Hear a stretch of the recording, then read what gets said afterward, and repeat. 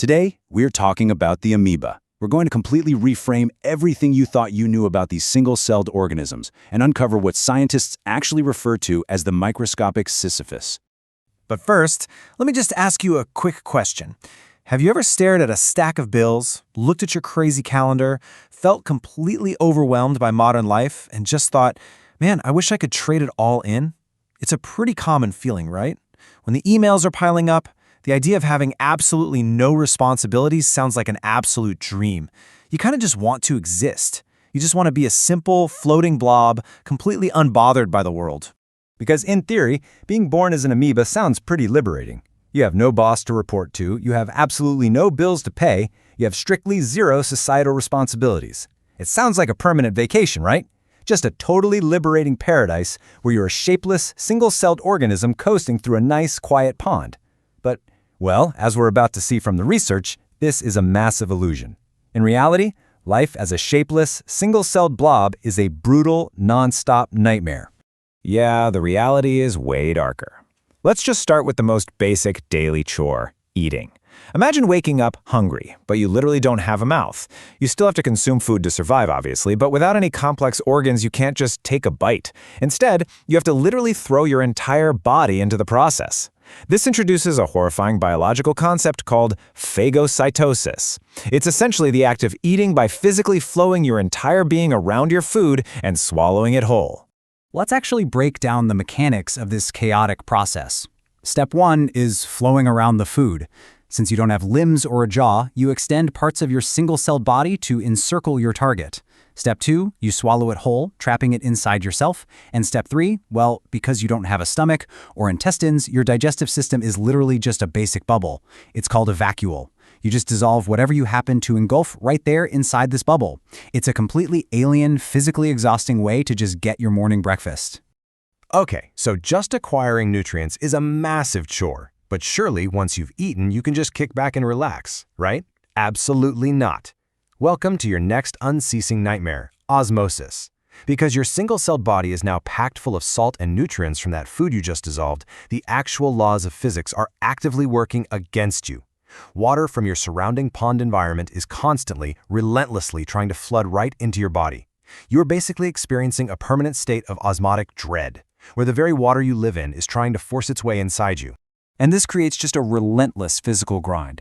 Because of osmosis, you are living in a permanent state of bloating. To combat this, you're constantly burning energy.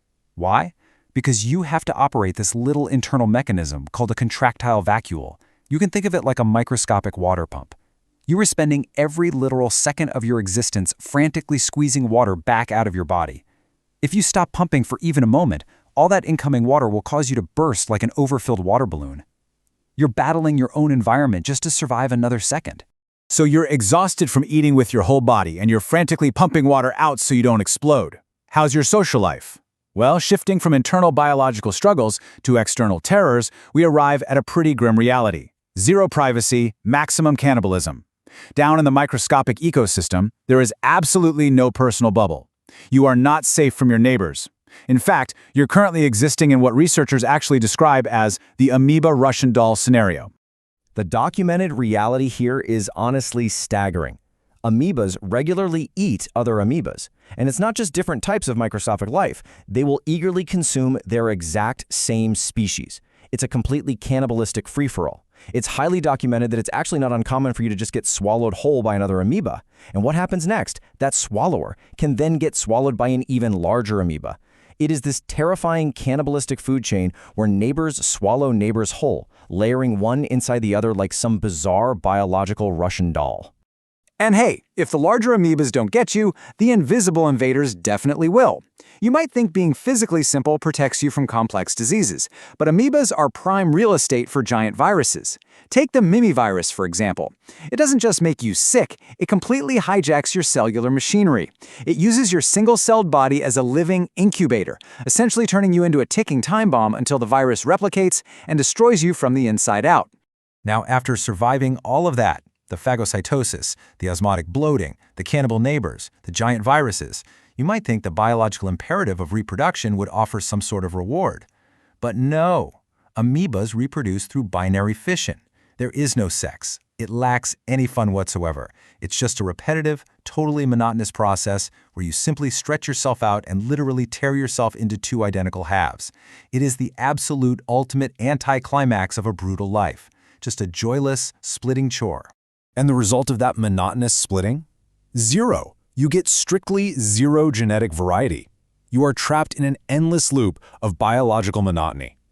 The only time this ever changes is if you encounter an environmental stressor so incredibly severe that it forces you into a dormant state called encystment. Short of that rare, desperate survival tactic, you are just making identical copies of yourself to continue the exact same miserable grind. Which brings us to this perfectly summarizing quote from the source material.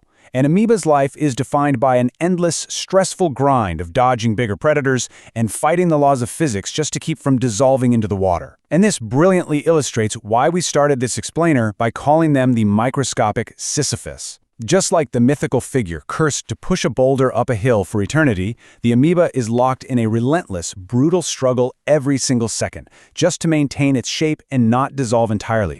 So, what should you take away from all this? Honestly, the next time you are feeling totally overwhelmed by your inbox or you're stressing over a bill, take a deep breath. Look around and appreciate your incredibly complex, multicellular human life.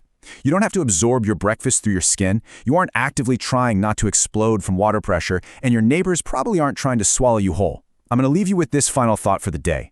Knowing what you know now about the terrifying reality of the microscopic world, do you still wish you could trade your bills to be a blob? Keep learning, stay focused, and I'll catch you in the next explainer.